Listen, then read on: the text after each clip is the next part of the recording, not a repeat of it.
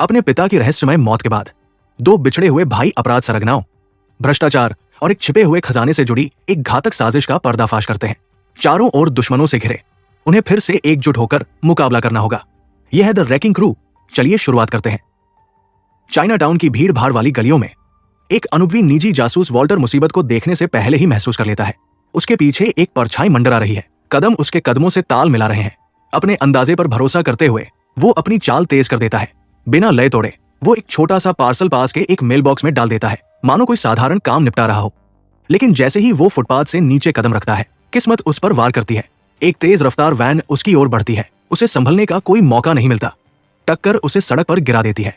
गाड़ी ट्रैफिक में गायब हो जाती है और वॉल्टर खून से लथपथ सड़क पर बेहोश पड़ा रहता है, जबकि आसपास खड़े लोग सदमे में इकट्ठा हो जाते हैं। दूर हवाई में नेवी कमांडर जेम्स पानी के भीतर सहन शक्ति की कड़ी ट्रेनिंग के दौरान अपनी टीम को उनकी सीमाओं तक धकेल रहा है। एक एक करके उसके साथी सांस के लिए हांफते हुए पानी से बाहर आते हैं, लेकिन जेम्स उनसे कहीं ज्यादा देर तक पानी में डूबा रहता है। जब वो आखिरकार ऊपर आता है तो वो उन्हें सख्ती से डांटता है। अनुशासन ही सब कुछ है। उसी समय एक सैनिक उसके पास जल्दबाजी में आता है और जरूरी खबर देता है, पुलिस लाइन पर है। कुछ ही देर बाद जेम्स एक मुर्दाघर की ठंडी खामोशी में खड़ा अपने पिता के निर्जीव शरीर को घूर रहा होता है। अधिकारी बताते हैं कि वॉल्टर की मौत एक ऐसे चालक की वजह से हुई प्रतीत होती है जिसने अपनी पहचान छिपाई और मौके से फरार हो गया। जेम्स बिना कोई भाव दिखाए सब सुनता है। उसका चेहरा पढ़ पाना मुश्किल है। उसकी मुद्रा सख्त और स्थिर है। उस शाम जिंदगी ऊपर ऊपर से सामान्य चलती हुई दिखती है। घर लौटकर जेम्स ऐसे खाना तैयार करता है जैसे आज का दिन भी कोई साधारण दिन हो। जब उसकी पत्नी इला धीरे से पूछती है कि दिन कैसा रहा, तो वो प्रशिक्षण अभ्यासों के बारे में बात करता है और लगभग अनौपचारिक ढंग से ये भी बता देता है कि वॉल्टर मर चुका है। उसे पापा कहने के बजाय नाम से संबोधित करता है। इला उसके भाई को सूचना देने का सुझाव देती है। जेम्स झिझकता है। वर्षों की खामोशी उनके बीच दीवार बनकर खड़ी है। वो फोन नहीं उठाएगा। जेम्स सपाट लहजे में कहता है, मानो ये दूरी अब कभी पाटी नहीं जा सकती। इसी बीच ओक्लाहोमा में जेम्स का सौतेला भाई जॉनी अपनी ही बिखरती हुई दुनिया का सामना कर रहा है। वो कमरे में प्रवेश करता है और देखता है कि उसकी गर्लफ्रेंड वैलेंटिना अपना सामान पैक कर रही है। उसने फैसला कर लिया है, वो जा रही है। और उसी पल जॉनी की जिंदगी के नाजुक टुकड़े बिखरने लगते हैं। वो दिन खास होना चाहिए था, वैलेंटिना का जन्मदिन, लेकिन जॉनी भूल गया। उसके लिए ये उस रिश्ते में आखिरी दरार थी जो पहले ही एक पतले धागे पर टिका हुआ था। जॉनी जिंदगी को ऐसे जीता था जैसे सब कुछ एक अंतहीन मजाक हो। जिम्मेदारियां उसके हाथों से फिसल जाती थी। वादों की कोई अहमियत नहीं थी और गंभीरता जैसे उसके शब्दकोश में थी ही नहीं। वैलेंटिना बहुत समय से सब कुछ अकेले संभाल रही थी। जब जॉनी को अपनी गलती का एहसास हुआ तो वो गिड़गिड़ाने लगा। उसने कसम खाई कि वो बदल जाएगा, बड़ा हो जाएगा। एक पल के लिए वैलेंटिना उसके करीब आई और उसे हल्के से चुमा, मानो माफ कर रही हो। लेकिन अगले ही क्षण उसने उसके गाल पर जोरदार थप्पड़ मारा। उनकी कहानी के अंत पर एक तीखा विराम और दरवाजा बंद करके चली गई। अकेला और अपमानित जॉनी ने वही किया जो वो सबसे बेहतर करता था। उसने शराब की बोतल उठा ली। घंटे धुंधले हो गए। वो सस्ती शराब में अपने पछतावे को डुबोने की कोशिश करता रहा। तभी उसका फोन बजा। वो इला थी। उसकी आवाज शांत लेकिन भारी थी। वॉल्टर मर चुका था। अंतिम संस्कार कल था। जॉनी ने मुश्किल से कोई प्रतिक्रिया दी। उसने बुदबुदाते हुए कहा कि वो नहीं आएगा और बाथरूम की ओर बढ़ गया, आधा सुनते हुए, आधा अपनी हालिया पुलिस कार्रवाई का घमंड करते हुए, मानो उससे कोई फर्क पड़ता हो। फिर सब कुछ बदल गया। आईने में उसके पीछे दो अजनबी दिखाई दिए। प्रतिक्रिया करने से पहले ही ठंडी धातु उसकी गर्दन पर टेक गई। घबराकर जॉनी झटका खाता है और घबराहट में खुद को शर्मिंदा भी कर बैठता है। मगर वे आदमी हंसे नहीं, वे किसी खास चीज के लिए आए थे। वो पार्सल जो वॉल्टर ने भेजा था। जॉनी को कुछ समझ नहीं आया। उसने बचपन के बाद से वॉल्टर को देखा तक नहीं था। उन आदमियों ने अपनी आस्तीन ऊपर की, एक जैसे टैटू दिखाई दिए, इस बात का सबूत कि वे एक निर्दयी अपराध सिंडिकेट से जुड़े थे। उन्होंने धमकी दी कि अगर वो पार्सल नहीं मिला तो उसकी जान ले लेंगे। जॉनी ने तुरंत अपना रवैया बदला। वो रोने गिड़गिड़ाने लगा, डरने का नाटक करने लगा और फिर अचानक पलटवार किया। बाथरूम युद्ध का मैदान बन गया। उसने एक हमलावर को सिंक से दे मारा, दूसरे को दीवार पर पटक दिया और अफरातफरी में दरवाजा टूट गया। तभी एक तीसरा बंदूकधारी अंदर घुसा और गोलियां चलाने लगा। लकड़ी और टाइल के टुकड़े उड़ने लगे। जॉनी गोलियों से बचते हुए नीचे झुक गया। पहले वाला एक हमलावर लड़खड़ाते हुए उठा और उसी समय जॉनी ने उसे टूटे हुए दरवाजे में दे मारा। दरवाजा फंसा दिया और शूटर को अंदर ही रोक दिया। उसने टूटती लकड़ी के आर पार अंधाधुंध लेकिन असरदार घूंसे मारे। फर्नीचर हथियार बन गए, बोतलें मिसाइल बन गई। इस पागलपन के बीच जॉनी ने एक घूंट शराब ही ले लिया, मानो ये कोई और जंगली रात हो। एक एक करके उसने सबको गिरा दिया, लेकिन आखिरी गुंडे ने हद पार कर दी। वो लड़खड़ाता हुआ लिविंग एरिया में पहुंचा और जॉनी की मां को समर्पित छोटा सा कोना तोड़ डाला। जॉनी के भीतर कुछ टूट गया। उसने रसोई से धातु की कद्दूकस उठाई और उस आदमी की बाह पर बेरमी से रगड़ दी। उसकी चीख पूरे फ्लैट में गूंज उठी। जॉनी ने उसका चेहरा मेज पर दे मारा और पीछे से वार किया। दांत फर्श पर बिखर गए। इस तबाही के बीच जॉनी की नजर मेज पर पड़े एक मुड़े हुए नोट पर पड़ी। वैलेंटिना की लिखावट, थैंक्स फॉर नथिंग। लड़ाई अभी खत्म नहीं हुई थी। एक गुंडा फिर से झपटा और लगभग उसका गला दबा दिया। हताश होकर जॉनी ने खुद को छुड़ाया और उसे टूटे कांच पर दे मारा। लाल छींटों के बीच संघर्ष खत्म हो गया। तेज सांसें लेते हुए चारों ओर तबाही के बीच जॉनी ने एक फ्रेम में लगी अपनी मां की तस्वीर उठाई, जिसमें वो बचपन में उसे गोद में लिए हुए थी। उसके पीछे छिपी थी एक और तस्वीर, वॉल्टर की। जॉनी ने अपने पिता के चेहरे को घूरा। उसकी आंखों में गुस्सा जल रहा था। फिर उसने मृत पिता को अपमानित करते हुए एक गाली बुदबुदाई, बिना ये जाने कि वॉल्टर ने जो सिलसिला शुरू किया था वो अभी बस शुरुआत थी। अगली सुबह अंतिम संस्कार में सिर्फ शोक मनाने वाले रिश्तेदार ही नहीं आते। काले सूट और गंभीर चेहरों के बीच जेम्स चुपचाप एक बेचैन कर देने वाली बात नोटिस करता है। जापानी अंडरवर्ल्ड के सदस्य और प्रतिद्वंदी सिंडिकेट के लोग भी श्रद्धांजलि देने पहुंचे हैं। उनकी मौजूदगी शोक से ज्यादा अधूरे हिसाब किताब जैसी लगती है। उसे तब और हैरानी होती है जब जॉनी भी वहां आ जाता है। दोनों भाइयों का मिलन बिल्कुल भी गर्मजोशी भरा नहीं है। उनकी नजरें मिलती है और सालों की कड़वाहट तुरंत भड़क उठती है। धीमी लेकिन तीखी फुसफुसाहट में ताने उड़ने लगते हैं, जब तक कि पादरी को बीच में टोकना न पड़े, उन्हें याद दिलाते हुए कि वे कहां खड़े हैं। कुछ पल के लिए फिर से सन्नाटा छा जाता है। अंतिम प्रार्थना के बाद वॉल्टर की अस्थियों को एक छोटी नाव में रखकर खुले समुद्र की ओर बहा दिया जाता है। नाव लहरों के साथ दूर जाती रहती है। बाद में जॉनी पुराने पारिवारिक घर में घूमता है, जो अब फिर से जेम्स का घर बन चुका है। दीवारों से यादें चिपकी हुई हैं। यही वह सच्चाई खुलकर मौजूद है। सालों पहले वॉल्टर के विश्वासघात ने इस परिवार को तोड़ दिया था। उसका एक संबंध था और जॉनी उसी का परिणाम था। हालांकि जेम्स की मां ने कड़वाहट के बजाय उदारता चुनी और जॉनी को अपने घर में जगह दी, लेकिन जेम्स ने उसे कभी दिल से स्वीकार नहीं किया। उसके लिए जॉनी हमेशा उस टूटन की जीती जागती याद था। दोपहर के भोजन पर माहौल और भारी हो जाता है जब गवर्नर पीटर भी मेज पर शामिल होते हैं। उन्हें बुलाया गया था क्योंकि जॉनी की सौतेली बहन नानी उनके साथ काम करती है। शिष्ट बातचीत के पीछे छिपा तनाव साफ महसूस होता है। फिर जॉनी अपने आने की असली वजह बताता है। वो शोक मनाने नहीं आया, वो जवाब लेने आया है। वो जानना चाहता है कि वॉल्टर को किसने मारा। जेम्स सख्ती से अपनी बात पर कायम रहता है। आधिकारिक रिपोर्ट के अनुसार ये एक गुप्त ड्रोन हमले का नतीजा था, एक दुर्भाग्यपूर्ण लेकिन सटीक दुर्घटना। मामला खत्म। जॉनी सिर हिलाता है और पिछली रात के हिंसक हमले का जिक्र करता है। हथियारबंद लोग जो उस रहस्यमयी पार्सल की मांग कर रहे थे, जिसे वॉल्टर ने मरने से पहले भेजा था। मेज पर बहस भड़क उठती है। जेम्स जॉनी पर आरोप लगाता है कि वो जहां भी जाता है अराजकता साथ ले जाता है। जॉनी पलटकर वार करता है, उसे याद दिलाता है कि जब सालों पहले उसकी अपनी मां की हत्या हुई थी, तब उसके फेक भाई ने कुछ नहीं किया था। ये आरोप गहरा असर करता है। एक पल के लिए जेम्स चुप हो जाता है, फिर वो शांत स्वर में जॉनी से बाहर चलने को कहता है। समुद्र तट पर पीछे टकराती लहरों की आवाज के बीच टकराव जारी रहता है। जेम्स किसी साजिश की बात मानने से इनकार कर देता है। उसके लिए पिता की मौत दुखद थी, लेकिन एक हादसा। जॉनी को इसके पीछे कुछ और ही काला सच नजर आता है। हताश और गुस्से में जॉनी एक अशिष्ट इशारा करता है और वहां से चला जाता है, अपने भाई को ज्वार भाटे के बीच अकेला खड़ा छोड़कर। उस रात एक धुंधली रोशनी वाले बार में जॉनी की मुलाकात अपने पुराने परिचित अकाई से होती है, जो अब एक शक्तिशाली अपराध सिंडिकेट का वफादार सदस्य है। ये मुलाकात सतर्कता भरी है। अकाई एक संदेश देता है। उसका बॉस, जिसे सिर्फ मिस्टर के नाम से जाना जाता है, जॉनी से मिलना चाहता है। जॉनी बिना झिझक जवाब देता है। उसे कोई दिलचस्पी नहीं है, लेकिन अकाई की बात खत्म होने से पहले ही जॉनी को चक्कर आने लगते हैं। बार की हंसी दूर होती जाती है। उसकी नजर धुंधली पड़ने लगती है। तभी उसे समझ आता है, उसके पेय में कुछ मिला दिया गया था, एक बेहोशी की दवा। उसका शरीर भारी हो जाता है और अंधेरा उसे पूरी तरह निगल लेता है। जब उसकी आंख खुलती है, वो अब बार में नहीं है। वो एक शांत, हल्की रोशनी वाले कमरे में बैठा है। उसके सामने एक शांत लेकिन खतरनाक व्यक्तित्व वाला आदमी बैठा है। मिस्टर के। परिचय की जरूरत नहीं, उसके भीतर से ही सत्ता झलकती है। मिस्टर के मुलायम आवाज में बोलता है। जॉनी को याद दिलाता है कि उसने वर्षों में सिंडिकेट के कितने लोगों को घायल किया है। जॉनी इनकार नहीं करता। वो कहता है कि उसके पास कारण थे।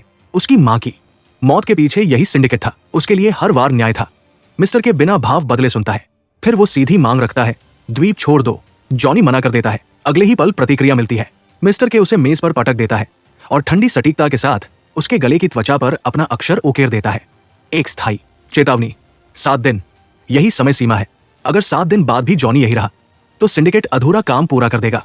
उधर जेम्स एक शांत तरीका अपनाता है। वो डिटेक्टिव रेनार्ड से मिलता है और वॉल्टर की मौत की आधिकारिक रिपोर्ट देखने की मांग करता है।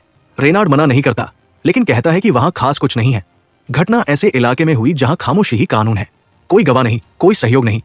पास का एकमात्र सुरक्षा कैमरा भी काम नहीं कर रहा था।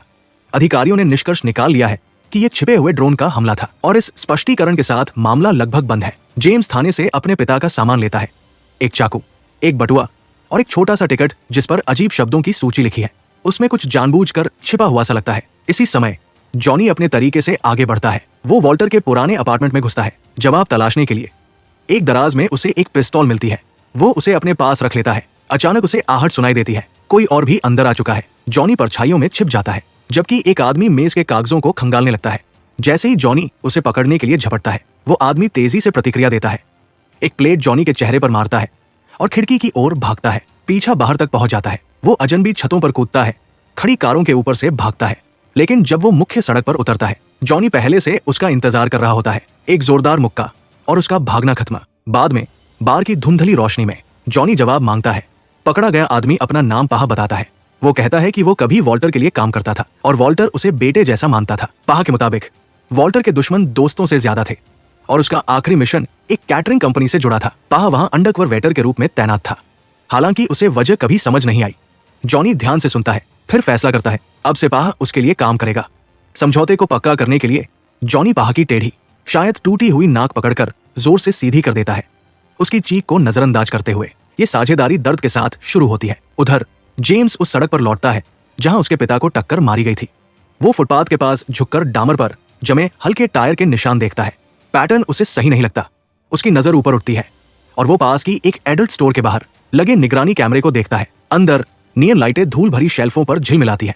जेम्स पहले शांत स्वर में मालिक से उस रात की फुटेज के बदले पैसे की पेशकश करता है। आदमी घबराकर मना कर देता है। जेम्स का धैर्य खत्म हो जाता है। एक ही झटके में वो क्लर्क को पकड़ लेता है और उसके चेहरे की पियर्सिंग को दर्दनाक तरीके से खींचता है, जबरदस्ती सहयोग हासिल करते हुए। इसी बीच जॉनी और पाहा फिर से वॉल्टर के अपार्टमेंट में खोजबीन कर रहे हैं। एक कोने में उन्हें एक सर्फ बोर्ड मिलता है।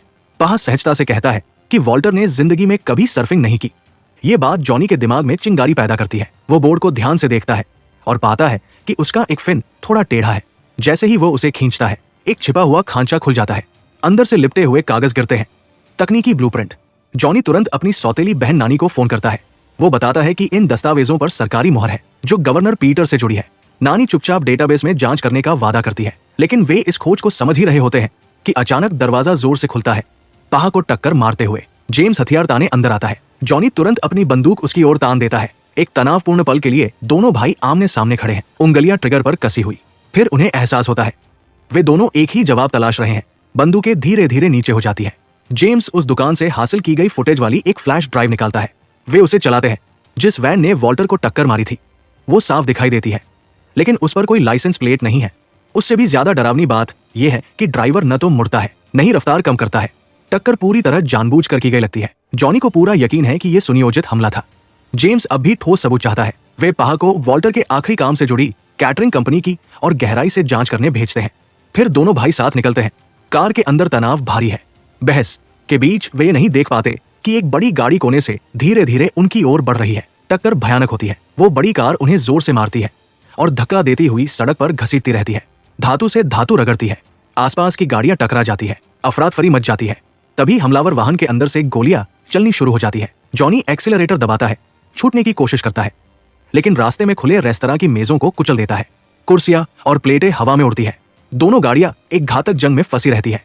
जॉनी हमलावरों की खिड़कियों पर गोली चलाता है, लेकिन गोलियां बुलेट प्रूफ कांच से टकराकर बेअसर हो जाती है। जेम्स खिड़की से बाहर झुककर निशाना साधता है। एक सटीक गोली अंदर बैठे गनमैन को गिरा देती है। वो दूसरा निशाना लेने की कोशिश करता है, लेकिन उसकी बंदूक खाली हो जाती है। कोई और रास्ता न देखकर जॉनी अपनी ही क्षतिग्रस्त कार के दरवाजे पर गोली चलाता है। उसे जबरन खोलता है और सड़क पर कूद पड़ता है। वो भागते हुए पीछे की ओर गोली चलाता है, जबकि आम लोग चीखते हुए इधर उधर भाग रहे हैं। जेम्स को कार के अंदर अतिरिक्त गोलियां मिलती है। पीछे हटने के बजाय वो खिड़की से निकलकर हमलावरों की गाड़ी पर छलांग लगा देता है। वो विंडशील्ड पर गोलियां बरसाता है, लेकिन कांच नहीं टूटता। तभी जॉनी रणनीति बदलता है। वो नीचे की ओर निशाना साधता है और इंजन ब्लॉक पर गोली चलाता है। चिंगारियां उड़ती है। वाहन नियंत्रण खो देता है। अगले ही पल जोरदार धमाके के साथ वो आग और मुड़ी हुई धातु के गुबार में फट पड़ता है। सड़क पर पलटता हुआ दूर जा गिरता है। जेम्स झटका खाकर दूर जा गिरता है। सड़क पर जोर से टकराता है, जबकि पीछे मलबा जल रहा होता है। सड़क स्तब्ध खामोशी में डूब जाती है, लेकिन सड़क पर मिली ये जीत ज्यादा देर तक जीत जैसी महसूस नहीं होती। पुलिस स्टेशन में जैसे ही वे अंदर आते हैं, डिटेक्टिव रेनार्ड फट पड़ता है। वो फाइलें मेज पर पटकता है और पूछता है कि वे क्या सोच रहे थे। कई गाड़ियां तबाह, नागरिक घायल, दिन दहाड़े विस्फोट। फिर वो एक और सच सामने रखता है। जॉनी पिछले 2 महीनों से आधिकारिक ड्यूटी पर नहीं है। उसे निलंबित कर दिया गया था और उस पर अत्यधिक बल प्रयोग के लिए आंतरिक जांच चल रही है। उसका बैज अब धागे से लटका हुआ है। जेम्स बात का रुख मोड़ने की कोशिश करता है। वो वैन की संदिग्ध फुटेज वाली फ्लैश ड्राइव रेनार्ड को देता है। गायब लाइसेंस प्लेट और जानबूझकर की गई टक्कर का जिक्र करता है। वो केस दोबारा खोलने की मांग करता है। रेनार्ड मुश्किल से उस पर नजर डालता है। विभाग के अनुसार वॉल्टर की मौत पहले ही एक गुप्त ड्रोन से जुड़ी दुर्घटना घोषित की जा चुकी है। कागजी कार्रवाई पूरी हो चुकी है। वो दोनों को चेतावनी देता है, मुसीबत खड़ी करना बंद करें, वरना अपने लिए हालात और खराब कर लेंगे। उस शाम जांच एक नया मोड़ लेती है। नानी दोनों भाइयों को इकट्ठा करती है और सरकारी सिस्टम से चुपचाप निकाली गई जानकारी दिखाती है। सर्फ बोर्ड के अंदर छिपे जो ब्लूप्रिंट मिले थे वे कोई साधारण नक्शे नहीं है। वे द्वीप के पूर्वी हिस्से में बनने वाली एक बड़ी संपत्ति परियोजना से जुड़े हैं। ये प्रोजेक्ट मार्कस नाम के एक धनी व्यवसायी द्वारा शुरू किया गया था, एक वैश्विक उद्यमी जिसके कई देशों में लग्जरी रिसोर्ट्स हैं। लेकिन बात यही खत्म नहीं होती। ब्लूप्रिंट के पीछे एक उभरी हुई मोहर लगी है जिस पर अजीब शब्द लिखे हैं, सेक्रेड कैसिनो प्रिंसेस। ये वाक्य सुनकर कमरे में सन्नाटा छा जाता है। द्वीप पर जुआ पूरी तरह अवैध है। अगर कोई गुप्त रूप से कैसीनो चला रहा है तो इसका मतलब है कि ऊंचे स्तर पर भ्रष्टाचार है। अब टुकड़े जुड़ने लगते हैं। वॉल्टर का कैटरिंग कंपनी से जुड़ा आखिरी काम, छिपे हुए दस्तावेज, सिंडिकेट की दिलचस्पी, संदिग्ध मौत। वे बिना शब्दों के एक फैसला कर लेते हैं। मार्कस अगली रात अपना वार्षिक चैरिटी फंडरेजर आयोजित कर रहा है। अगर जवाब कहीं मिलेंगे तो वहीं मिलेंगे। अगली सुबह भाइयों के बीच तनाव अभी भी मौजूद है, लेकिन सवाल भी। जेम्स आखिरकार पूछता है कि जॉनी के निलंबन की असली वजह क्या थी। जॉनी बचने की कोशिश नहीं करता। वो मानता है कि उसने एक सड़क के ड्रग डीलर को गोली मारी थी जो किशोरों को नशा बेच रहा था। विभाग ने इसे अत्यधिक बल प्रयोग कहा। जॉनी इसे जरूरी कार्रवाई कहता है। इस बार जेम्स बहस नहीं करता। बाद में वे उस जगह पर जाते हैं जो गुप्त ब्लूप्रिंट में चिन्हित थी, जहां कथित कैसीनो प्रोजेक्ट बनने वाला था। लेकिन वहां क्रेन और कंक्रीट की जगह उन्हें कुछ और मिलता है। वो एक पुराना हवाई गांव है जहां स्थानीय समुदाय पीढ़ियों से रह रहा है। लकड़ी के घर, मछली पकड़ने की नावें, रेत पर नंगे पैर खेलते बच्चे। ये खाली जमीन नहीं है, ये विरासत है। अगर यहां निर्माण होगा तो वो सिर्फ इमारतें नहीं बनाएगा, लोगों को उजाड़ देगा। तभी जॉनी का फोन बजता है। पाह का कॉल है। वो बताता है कि पुलिस ने समुद्र से एक नीली वैन निकाली है। दोनों भाई तुरंत मौके पर पहुंचते हैं। गोताखोर और पुलिसकर्मी तट पर भीड़ लगाए खड़े हैं। वैन बुरी तरह क्षतिग्रस्त है और उस पर कोई नंबर प्लेट नहीं है। उससे भी बुरी बात, पास में एक सरकारी अकाउंटेंट की लाश मिली है। अब मामला सिर्फ उनके पिता तक सीमित नहीं रहा। डिटेक्टिव रेनार्ड हाथ में कागज लेकर पहुंचता है। द्वीप पर पंजीकृत सभी नीली वैन की सूची। दोनों भाई उसे जल्दी जल्दी पढ़ते हैं, विवरण याद रखने की कोशिश करते हैं। जॉनी कागज अपने पास रखने की कोशिश करता है, लेकिन रेनार्ड उसे वापस छीन लेता है और फिर चेतावनी देता है, दूर रहें। जैसे ही डिटेक्टिव चला जाता है, जॉनी को कुछ याद आता है। सभी पंजीकरणों में सिर्फ एक नाम अलग लगा था, हयाशी इंपोर्ट्स। वो पाह से इसकी जांच करने को कहता है। कुछ घंटों बाद वार्षिक फंडरेजर पूरे शबाब पर है। अमीर मेहमान झूमरों के नीचे घुल मिल रहे हैं। वेटर चांदी की ट्रे लेकर भीड़ में घूम रहे हैं। पाह पहले से अंदर है, स्टाफ बनकर, और उसने जेम्स व जॉनी के लिए अतिरिक्त यूनिफॉर्म का इंतजाम भी कर लिया है। अलग होने से पहले पाह पुष्टि करता है कि उसने क्या पाया। हयाशी इंपोर्ट्स सीधे याकुजा से जुड़ा हुआ है। दोनों भाई ध्यान से बचने के लिए अलग अलग हो जाते हैं। जेम्स की ड्यूटी एक सचेत जे आदमी नाकामुरा की सेवा में लगती है। शांत और संयमित नाकामुरा अपने खाने पर एक बारीक सफेद पाउडर छिड़कता है। एक बात जो जेम्स की नजर से नहीं बचती, प्लेट हटाते समय जेम्स पास रखे एक क्रेडिट कार्ड को चुपचाप उठा लेता है। उस पर लिखा है हयाशी इंपोर्ट्स। कुछ पल बाद वो आगे बढ़ता है, दिखावा करते हुए कि कार्ड उसे फर्श पर मिला था। लौटाते समय वो सहजता से पूछता है, क्या हाल ही में हयाशी इंपोर्ट्स की एक नीली वैन गायब हुई है? नाकामुरा की शिष्ट मुस्कान हल्की सख्त हो जाती है। वो सीधे जवाब नहीं देता, लेकिन उसकी आंखों में छिपी धमकी साफ दिखाई देती है। उधर बॉलरूम के दूसरे छोर पर जॉनी मोनिका नाम की एक महिला से बातचीत शुरू करता है। जैसे ही वो उसका उपनाम सुनती है, उसके चेहरे का भाव बदल जाता है। वो वॉल्टर को जानती थी। जब जॉनी अपने पिता की मौत के बारे में बताता है तो मोनिका अपनी आवाज धीमी कर लेती है। वो खुलासा करती है कि वो मार्कस की पत्नी है, वही ताकतवर व्यवसायी जो पूर्वी हिस्से के विकास प्रोजेक्ट के पीछे है, और वो उससे अलग होना चाहती है। लेकिन जब आपका पति हर चीज पर नियंत्रण रखता हो तो तलाक आसान नहीं होता। इसलिए उसने वॉल्टर को सबूत इकट्ठा करने के लिए नियुक्त किया था, ऐसा मजबूत हथियार जो तलाक की अर्जी देते समय उसकी सुरक्षा सुनिश्चित कर सके। मगर अब उस सबूत के बिना उसे अपनी जान का खतरा महसूस हो रहा है। वो सार्वजनिक जगह पर ज्यादा कुछ कहने से इनकार करती है और जॉनी को अगले दिन अपने पेंट हाउस में निजी तौर पर मिलने के लिए बुलाती है। जॉनी कुछ और पूछ पाता उससे पहले ही हथियारबंद सुरक्षा गार्ड उन्हें घेर लेते हैं। दोनों भाइयों को शिष्टता से नहीं, एक निजी कमरे में ले जाया जाता है। अंदर मार्कस इंतजार कर रहा होता है। वो शांत स्वर में उनका स्वागत करता है और दावा करता है कि उसने वॉल्टर को गुप्त काम के लिए रखा था और उसकी चुप्पी के बदले उसे अच्छा भुगतान किया था। जब उसे बताया जाता है कि वॉल्टर मर चुका है तो वो सचमुच हैरान दिखाई देता है, या फिर हैरान होने का बेहतरीन अभिनय करता है। अब साफ है, ये खेल दोनों भाइयों की सोच से कहीं बड़ा है। जॉनी मार्कस की एक भी बात पर विश्वास नहीं करता। जैसे ही वे अकेले होते हैं वो सीधे आरोप लगा देता है। उसे पूरा यकीन है कि मार्कस ने ही वॉल्टर को मरवाया। पहली बार मार्कस का शांत चेहरा दरकता है। वो गुस्से में जवाब देता है, कहता है कि उसके पास जासूस को मारने का कोई कारण नहीं था। उसके अनुसार वॉल्टर को एक बिल्कुल निजी मामले के लिए रखा गया था, ये पता लगाने के लिए कि क्या मोनिका उसे धोखा दे रही थी। वो नहीं दे रही थी, मार्कस ठंडे स्वर में कहता है। तनाव और गहरा हो जाता है। जॉनी की भटकती नजरें मेज पर पड़ी एक खतरनाक चीज पर टिक जाती है, एक ग्रेनेड। वो उसे सहजता से हाथ में लेकर घुमाने लगता है, जिससे मार्कस के गार्ड सतर्क हो जाते हैं। उसी समय जेम्स की नजर पास रखे नैपकिन पर जाती है, जहां 2 कटी हुई उंगलियां पड़ी है। मार्कस तुरंत उन्हें ढक देता है और मुलाकात खत्म करने का संकेत देता है। दोनों भाइयों को बिना किसी जवाब के संपत्ति से बाहर फेंक दिया जाता है। उनके जाने के बाद मार्कस मोनिका की फ्रेम की हुई तस्वीर को घूरता है। उसके चेहरे पर शक की झलक उभरती है। वो चुपचाप सोचता है, आखिर उसने उसकी पीठ पीछे क्या शुरू कर दिया था। अगले दिन जॉनी मोनिका के पेंट हाउस पहुंचता है, एक निजी बातचीत की उम्मीद में, लेकिन वहां उसे चमकती हुई लाइटें दिखाई देती है। एम्बुलेंस, पुलिस टेप, फुसफुसाती भीड़। वो आगे बढ़ता है और नीचे बालकनी के नीचे खड़ी कार की छत पर मोनिका का बेजान शरीर फैला हुआ देखता है। अधिकारियों का कहना है कि वो गिर गई। जॉनी इस पर विश्वास नहीं करता। गुस्सा उस पर हावी हो जाता है। वो सीधे मार्कस की हवेली पर पहुंचता है और सुरक्षा गार्डों से भिड़ जाता है। एक गिरता है, फिर दूसरा। वो ऐसे लड़ता है जैसे उसके पास खोने को कुछ भी नहीं बचा हो, वार सहते हुए और उससे भी ज्यादा घातक वार करते हुए। लेकिन संख्या भारी पड़ती है। आखिरकार एक टेजर की बिजली का झटका उसे घुटनों पर ला देता है। मार्कस आगे बढ़ता है, हमेशा की तरह शांत। अधबेहोश जॉनी फिर उस पर मोनिका की हत्या का आरोप लगाता है।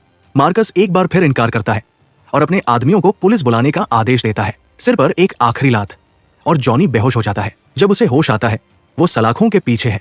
बाद में उसे एक अप्रत्याशित आगंतुक मिलता है, गवर्नर पीटर। शांत और संतुलित स्वर में पीटर बताता है कि मार्कस ने आरोप वापस लेने पर सहमति दे दी है। जॉनी को रिहा कर दिया जाएगा। पीटर उसे पीछे हटने और जांच अधिकारियों पर छोड़ देने की सलाह देता है। वो वॉल्टर के बारे में सोचते हुए कहता है कि वो हमेशा अपने भीतर एक अंधेरा लिए घूमता था। फिर वो जॉनी की ओर देखता है और कहता है कि वही अंधेरा उसे दोनों भाइयों में दिखाई देता है। वॉल्टर ने उस अंधेरे का सामना अकेले किया। उन्हें ऐसा नहीं करना चाहिए। जब जॉनी जेल से बाहर आता है तो जेम्स बाहर उसका इंतजार कर रहा होता है, लेकिन राहत के बजाय वो आलोचना करता है। हिंसा अतीत को ठीक नहीं कर सकती। वो उनकी मां को वापस नहीं ला सकती। ये गलत बात थी। जॉनी का गुस्सा फूट पड़ता है। बिना चेतावनी के वो जेम्स को सिर मारता है और घूंसा चलाता है। दोनों पास खड़ी पुलिस गाड़ियों से टकराते हैं। धातु दबती है, शीशे टूटते हैं, पुलिसकर्मी चिल्लाते हैं, लेकिन दोनों भाई नहीं रुकते। लड़ाई पास की कीचड़ में जा गिरती है। वर्षों की कड़वाहट घूंसों और खून के रूप में बाहर निकलती है। आखिरकार जेम्स काबू पा लेता है। जॉनी को नीचे दबाकर लगातार वार करता है जब तक कि संघर्ष धीमा नहीं पड़ जाता। तेज सांस लेते हुए जॉनी उसकी ओर देखता है। कैसा आदमी अपने छोटे भाई को तब दूर भेज देता है जब उसे उसकी सबसे ज्यादा जरूरत हो। वो मांग करता है उन सालों पहले के दिन का जिक्र करते हुए जब जेम्स ने उसे जाने पर मजबूर किया था। पहली बार जेम्स की आवाज नरम पड़ती है। वो कहता है कि उसने उसे छोड़ा नहीं था, उसकी रक्षा की थी। सिंडिकेट ने जॉनी को मारने का निशाना बना लिया था। उसे दूर भेजना ही उसे जिंदा रखने का एकमात्र तरीका था। जॉनी का गुस्सा दरकने लगता है। वो स्वीकार करता है कि वो कभी अपनी मां के निर्जीव शरीर की छवि से बाहर नहीं निकल पाया। उसके मरने के बाद जेम्स ही उसका इकलौता परिवार था और जब उसे दूर भेज दिया गया तब उसने खुद को सच में अकेला महसूस किया। वॉल्टर की मौत के बाद पहली बार उनकी लड़ाई दुश्मनों या साजिशों के बारे में नहीं है, ये उस दर्द के बारे में है जिसका सामना करना उन्होंने कभी सीखा ही नहीं। कई सालों में पहली बार जेम्स अपना अहंकार नीचे रखता है। कीचड़ में खड़े, चोटिल और थके हुए वो समझता है कि भाई को दूर धकेलकर उसने कितना नुकसान किया। धीरे से वो माफी मांगता है। ये नाटकीय नहीं है लेकिन सच्ची है। लेकिन ये नाजुक सुलह ज्यादा देर नहीं टिकती। घर लौटने पर जॉनी को वैलेंटिना का फोन आता है। वो अपने पुराने घर पर डाक लेने गई थी और उसे वो रहस्यमय पार्सल मिल गया जो वॉल्टर ने मरने से पहले भेजा था। उसके अंदर एक फ्लैश ड्राइव है। जॉनी तुरंत उसे हवाई आने के लिए कहता है। एयरपोर्ट पर वो बाहें फैलाकर इंतजार करता है। सुलह की उम्मीद में वैलेंटिना टर्मिनल से बाहर आती है, उसकी ओर देखती है और सीधे उसका सूटकेस उसके सीने पर दे मारती है। कुछ घाव एक रात में नहीं भरते। जल्द ही वे सब एक कार में ठुसे होते हैं। जेम्स ड्राइव कर रहा है, जॉनी आगे की सीट पर, पाह पीछे लैपटॉप के साथ, और वैलेंटिना गुस्से में उनके पास बैठी है। पाह फ्लैश ड्राइव लगाता है लेकिन एक मजबूत डिजिटल सुरक्षा दीवार से टकराता है। एक सुरक्षित बैंकिंग फायरवॉल एक्सेस रोक देता है। वैलेंटिना आगे झुकती है, इंटरफेस देखती है और तुरंत समझ जाती है कि वे क्या देख रहे हैं। ये एक कोल्ड वॉलेट है, वो समझाती है। एक ऑफलाइन क्रिप्टो करेंसी तिजोरी, बेहद एनक्रिप्टेड। ड्राइव खुद पैसा नहीं है, ये चाबी है। जो भी इसे चाहता है वो डेटा के पीछे नहीं है, वो छिपी हुई दौलत तक पहुंच चाहता है। इसे खोलने के लिए सिस्टम 12 यादृच्छिक शब्दों से बना पास फ्रेज मांगता है। जेम्स को अचानक वो अजीब टिकट याद आता है जो उसे वॉल्टर के बटुए में मिला था। वो उसे पाह को देता है। वे शब्द बिल्कुल उसी प्रारूप से मेल खाते हैं। गोली चलाने से पहले ही ऊपर से अचानक गोलियों की बारिश शुरू हो जाती है। एक हेलीकॉप्टर आसमान से झपटता है और सड़क पर गोलियां बरसाने लगता है। खिड़कियां टूट जाती है, धातु से चिंगारियां उड़ती है। जेम्स ट्रैफिक के बीच गाड़ी घुमाते हुए किसी तरह स्टीयरिंग संभालने की कोशिश करता है। हालात और बिगड़ जाते हैं जब आगे की गाड़ियां गोलियों की चपेट में आकर रास्ता रोक देती है। जॉनी खिड़की से बाहर झुककर जवाबी फायर करता है, लेकिन हेलीकॉप्टर दूरी बनाए रखता है। सीट बदलो, वैलेंटिना चिल्लाती है। मजबूरी में जेम्स उसे स्टीयरिंग दे देता है और वो ऐसे गाड़ी चलाती है जैसे अराजकता उसके खून में हो। वो तेजी से एक्सेलरेटर दबाती है। टूटी फूटी गाड़ियों के बीच असंभव सटीकता से रास्ता बनाती हुई निकलती है। हेलीकॉप्टर चक्कर लगाता है, फिर पीछे हटता है, लेकिन तभी एक मोटरसाइकिल पर 2 हथियारबंद लोग प्रकट होते हैं। गोलियां चलाते हुए वैलेंटिना अचानक गाड़ी को तेज मोड़ देती है और फिर उसे रिवर्स में डालकर पीछे की ओर तेजी से दौड़ाती है। जॉनी लगातार फायर करता है, लेकिन निशाना नहीं लगा पाता। फिर वैलेंटिना कुछ पागलपन भरा करती है। वो जानबूझकर ब्रेक मारती है। मोटरसाइकिल उनकी कार से टकरा जाती है। दोनों हमलावर हवा में उछलकर बोनेट और छत पर गिरते हैं। इससे पहले कि कोई संभल पाए, वो फिर से एक्सेलरेटर पूरी ताकत से दबा देती है। एक हमलावर छत पर रेंगते हुए पीछे की खिड़की की ओर बढ़ता है, हाथ में चाकू लिए। वो कांच तोड़कर अंदर घुस जाता है और पाह के लैपटॉप तक पहुंचने की कोशिश करता है। जेम्स तुरंत उस पर झपटता है। तंग जगह में दोनों के बीच जबरदस्त हाथापाई शुरू हो जाती है। उधर दूसरा आदमी बोनेट से चिपका हुआ है। जॉनी विंडशील्ड के पार उससे लड़ता है, घूंसे मारता है, जब तक कि सामने से आती एक ट्रक उसे वापस सीट पर धकेल नहीं देती। वैलेंटिना कार को जोर से झटका देती है, दरवाजे से लटके आदमी को गिराने की कोशिश करती है। वो बेतहाशा गोली चलाता है और बंदूक की बट से उसके सिर पर वार करता है। जॉनी उसका हाथ पकड़कर गोलियों की दिशा मोड़ देता है। वैलेंटिना गाड़ी को सड़क किनारे लगी लोहे की बार के बेहद करीब ले जाती है। धातु चीखती है। दुश्मन का हाथ लोहे और तार के बीच फंस जाता है और फिर अलग हो जाता है। उसका शरीर पीछे सड़क पर गिरता चला जाता है। कार के अंदर जेम्स दूसरे हमलावर को आधा बाहर घसीट देता है और उसका सिर डामर पर रगड़ते हुए उसे ट्रैफिक में फेंक देता है। पीछे चल रही गाड़ियां ब्रेक लगाते हुए आपस में टकरा जाती है। एक पल के लिए सन्नाटा। वैलेंटिना झुककर जॉनी को चूम लेती है, आधा एड्रेनालिन, आधा राहत। लेकिन हेलीकॉप्टर फिर लौट आता है। फिर से गोलियां बरसने लगती है। इस बार दोनों भाई साथ में फायर करते हैं। जेम्स निशाना साधकर गनर को सीधा मार गिराता है। उसका शरीर पीछे गिरता है और बिखरी गोलियां पायलट को भी लग जाती है। हेलीकॉप्टर नियंत्रण खो देता है। वो आग के गोले में बदलकर सड़क पर गिरता है। ठीक उसी समय जब वैलेंटिना कार को सुरंग के अंदर मोड़ देती है, धमाके से खुद को बचाते हुए पीछे आग की लपटें गरजती है। सुरंग के अंदर कार आगे बढ़ती रहती है, टूटी हुई, क्षतिग्रस्त, लेकिन अब भी चलती हुई। और अब वापस मुड़ने का कोई रास्ता नहीं। जब आखिरकार अराजकता थमती है, वे शहर से दूर एक शांत जगह पर गाड़ी रोकते हैं। कांपते हाथों से पाह फिर से फ्लैश ड्राइव लगाता है और वॉल्टर के टिकट पर लिखे 12 शब्दों का पासफ्रेज दर्ज करता है। इस बार फायरवॉल खुल जाता है। स्क्रीन पर आंकड़े दौड़ने लगते हैं। एनक्रिप्टेड अकाउंट्स, ऑफशोर ट्रांसफर, सालाना जमा राशि। एक संख्या सबको जड़ कर देती है। हर साल $12 मिलियन गवर्नर पीटर से जुड़े खातों में ट्रांसफर किए गए। कार में सन्नाटा छा जाता है। अब तस्वीर साफ हो जाती है। मार्कस चाहता था कि द्वीप पर जुए को कानूनी मान्यता मिले ताकि वो अपना गुप्त कसिनो प्रोजेक्ट शुरू कर सके। इसके लिए उसे राजनीतिक मंजूरी चाहिए थी। लगता है पीटर को इसके लिए भुगतान किया जा रहा था। याकुजा सुरक्षा और ताकत देकर सब कुछ चुप रखने में मदद कर रहे थे। वॉल्टर किसी जलनखोर पति की वजह से नहीं मरा था। उसने सत्ता के सबसे ऊंचे स्तर पर छिपे भ्रष्टाचार को उजागर कर दिया था। जिस सरकारी अकाउंटेंट की लाश वैन के पास मिली थी, संभवतः उसी ने वॉल्टर को वित्तीय सबूत दिए थे। जैसे ही पीटर को इस लीक का पता चला, उसने उन सभी को खत्म कर दिया जो बहुत कुछ जानते थे। उसी समय नानी निजी तौर पर पीटर से मिलती है और उसे संदिग्ध ब्लूप्रिंट्स की प्रतियां देती है। वो इशारा करती है कि शायद मार्कस उतना सम्मानित व्यवसायी नहीं है जितना वह दिखता है। पीटर आश्चर्य का नाटक करता है। वो दस्तावेज लेता है, उसकी सतर्कता के लिए धन्यवाद देता है और वादा करता है कि वो परियोजनाओं की व्यक्तिगत रूप से समीक्षा करेगा। उसका शांत चेहरा सब कुछ छिपाए रहता है।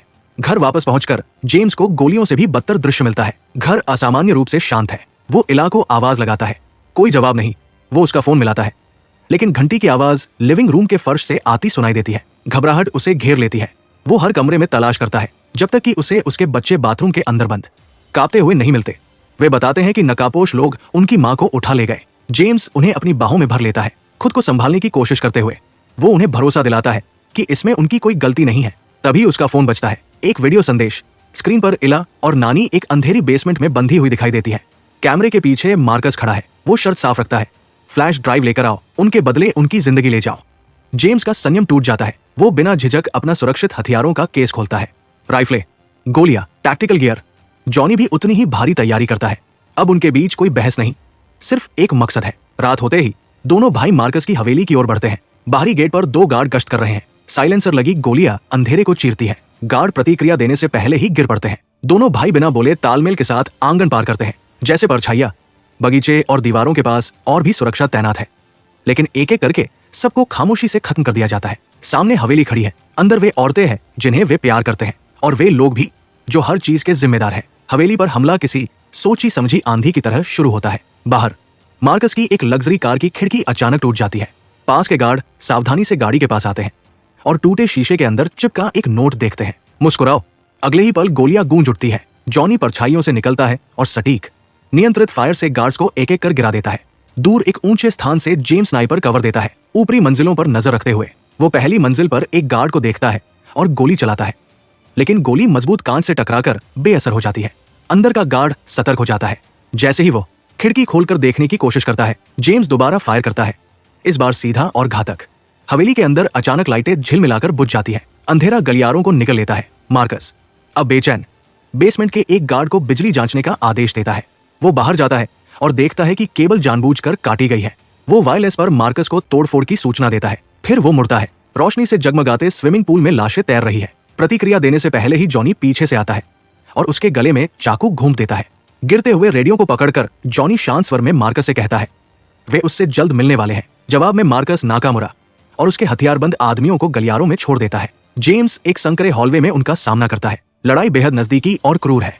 तंग जगहों में गोलियां चमकती है, दीवारें टूटती हैं।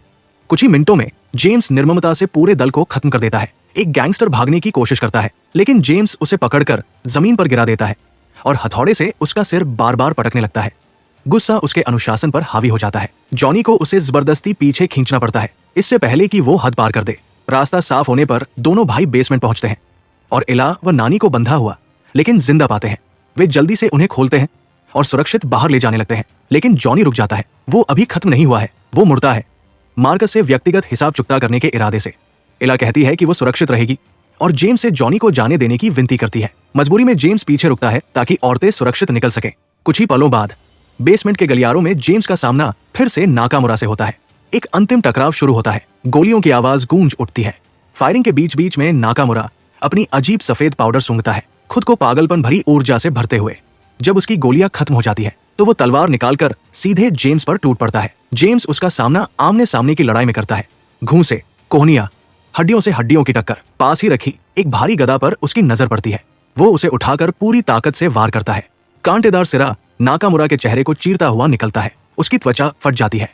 एक हिंसक झटके से जेम्स उसका हाथ तोड़ देता है, गिरी हुई तलवार उठा लेता है और उसे सीधा उसके शरीर में घूम देता है। इस तरह लड़ाई का निर्णायक अंत हो जाता है। उधर बाहर घाट के पास जॉनी मार्कस को नाव से भागने की कोशिश करते हुए पकड़ लेता है। जॉनी उसे नाव खोलने से पहले ही धराशायी कर देता है। दोनों लकड़ी के डॉक पर गिरते हैं, मुक्कों की बौछार करते हुए। वे औजार, रस्सियां, जो भी हाथ आता है एक दूसरे पर फेंकते हैं। किसी तरह मार्कस एक बड़ा लोहे का हुक पकड़ लेता है और उसे जॉनी के कंधे में घूम देता है, उसे दर्द से लकड़ी के तख्तों पर घसीटता हुआ। अपनी बंदूक वापस पाकर मार्कस बोलना शुरू करता है, सत्ता, महत्वाकांक्षा और जिंदा रहने की अपनी सोच पर बकवास करता हुआ। उसे ये एहसास नहीं होता कि जॉनी का हाथ किसी छोटी चीज को कसकर पकड़ चुका है, वही ग्रेनेड जो मार्कस की अपनी मेज से लिया गया था। फिर भी मार्कस गोली चला देता है। वो जॉनी को मारता है, जिससे वो लड़खड़ाकर पानी में गिर जाता है और उसी पल ग्रेनेड फट जाता है। विस्फोट नाव को आग की लपटों में घेर लेता है। जेम्स घाट पर समय रहते पहुंचता है और अपने भाई को पानी के नीचे गायब होते देखता है।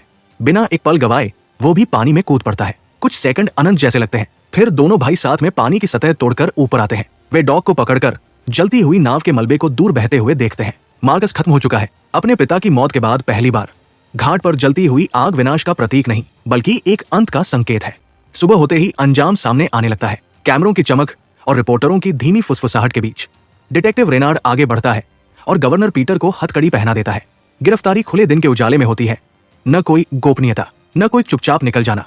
जो भ्रष्टाचार कभी चमकदार भाषणों के पीछे छिपा था, वो आखिरकार बेनकाब हो जाता है। कुछ दिनों बाद तूफान थम चुका है। परिवार समुद्र तट पर इकट्ठा होता है, जहां लहरें शांतिपूर्वक किनारे से टकरा रही हैं, मानो इस द्वीप ने कभी हिंसा देखी ही न हो। जिन लोगों को उन्होंने खोया, उनकी तस्वीरें रेत में सावधानी से रखी जाती हैं।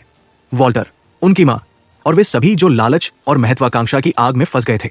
जॉनी अपनी माँ की तस्वीर के सामने चुपचाप खड़ा है। सालों तक उसने इस जगह से दूरी बनाए रखी, यादों से भागता रहा, अपराध बोध से भी। अब वो रेत में घुटनों के बल बैठता है और माफी मांगता है, सिर्फ दूर रहने के लिए नहीं, बल्कि अपने गुस्से को अपनी पहचान बना लेने के लिए। वो वादा करता है कि वो बेहतर बनने की कोशिश करेगा, कम लड़ेगा, ज्यादा प्यार करेगा, और अगर वैलेंटिना उसे मौका दे तो उसके साथ फिर से शुरुआत करेगा। शांति बहुत करीब महसूस होती है। तभी एक जाना पहचाना साया उनकी ओर बढ़ता है। मिस्टर के। वो बिना डर, बिना गार्ड के आता है, लगभग सहज अंदाज में। वो एक चौंकाने वाली बात स्वीकार करता है। वो कभी सच में जॉनी को खत्म नहीं करना चाहता था। धमकियां, दबाव, वो चेतावनी वाला निशान, सब एक चाल थी, जॉनी को याकुजा से टकराव में धकेलकर। मिस्टर के ने उसे अपने दुश्मनों को खत्म करने के लिए इस्तेमाल किया। अब उसका सिंडिकेट फिर से इस द्वीप पर अकेला खड़ा है। आभार के रूप में मिस्टर के जॉनी को एक मुड़ा हुआ कागज देता है। उस पर सिर्फ एक नाम लिखा है, वो आदमी जो उनकी मां की हत्या के लिए जिम्मेदार था। बदला सलीके से सौंपा गया। जॉनी लंबे समय तक उस नाम को देखता रहता है। फिर वो कागज जेम्स को दिखाता है। जेम्स कहता है कि अगर वो ये रास्ता चुनता है तो वो उसके साथ खड़ा रहेगा। लेकिन वो उसे एक और बात याद दिलाता है। वॉल्टर ने फ्लैश ड्राइव उसे किसी वजह से भेजी थी, सिर्फ भ्रष्टाचार उजागर करने के लिए नहीं, बल्कि उसे घर वापस लाने के लिए, भाइयों को फिर से एक करने के लिए। जॉनी कागज पर लिखे नाम से नजर उठाकर किनारे पर खड़े अपने परिवार को देखता है। धीरे धीरे वो कागज को एक छोटी सी लौ के ऊपर ले जाता है। वो जलने लगता है, राख हवा में उड़ जाती है। सालों का गुस्सा साथ लेकर जॉनी बदले से मुंह मोड़ लेता है और वापस उन लोगों की ओर चल पड़ता है जो अब भी उसके साथ खड़े हैं। वैलेंटिना की ओर, अपने भाई की ओर। पहली बार वो लड़ाई नहीं, भविष्य चुनता है। और उगते सूरज की रोशनी में परिवार एक नई शुरुआत करता है। अगर आपको द रैकिंग क्रू का ये रीकैप पसंद आया हो तो लाइक, शेयर और सब्सक्राइब करना न भूलें। ऐसी ही एक्शन से भरपूर कहानियों के लिए अगली कहानी में मिलते हैं।